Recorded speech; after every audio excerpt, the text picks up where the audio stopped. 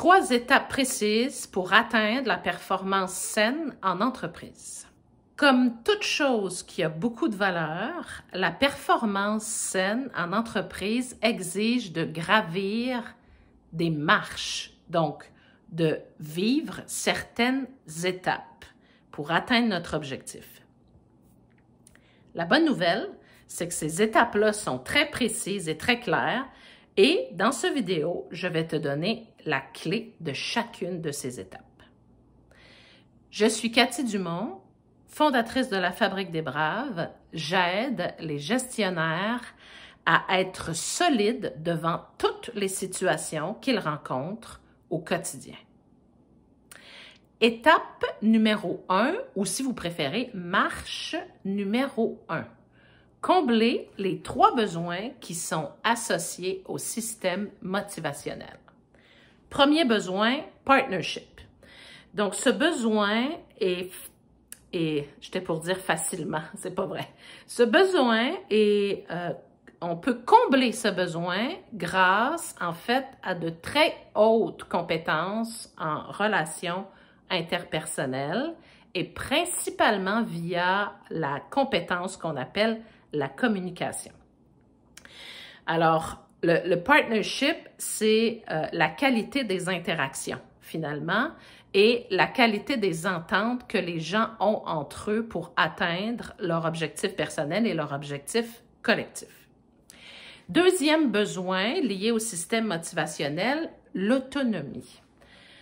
Particulièrement en ce qui concerne le quand et le comment exécuter ces tâches. Bref, offrez le plus de latitude possible selon le contexte de votre entreprise, de ton entreprise. Troisième besoin, utiliser ses compétences. Alors, très souvent, les plans de relève et les plans de développement qui sont utilisés dans les organisations servent à soutenir et à répondre, en fait, à ce besoin-là. Étape numéro 2, être engagé. Mais pour être engagé, ça prend 2 ingrédients. Le premier, l'amour. L'amour de son métier, l'amour de l'entreprise pour qui on travaille, comme l'appréciation des gens et de son gestionnaire. Premier élément. Deuxième élément, l'autonomie. L'engagement est un choix et seules les personnes possédant une grande autonomie sont capables de s'engager envers leur choix. La capacité de s'engager est liée au niveau de maturité et de connaissance de soi d'une personne. D'où l'idée de générer un programme de soutien au développement qui va, entre autres, soutenir l'autonomie qui permet l'engagement. Et la dernière et troisième marche, c'est là qu'on arrive et qu'on peut commencer à parler de performance saine et d'excellence. Mais il faut d'abord avoir gravi les 2 premières marches d'escalier. En résumé, la performance saine, c'est possible en respectant certaines étapes.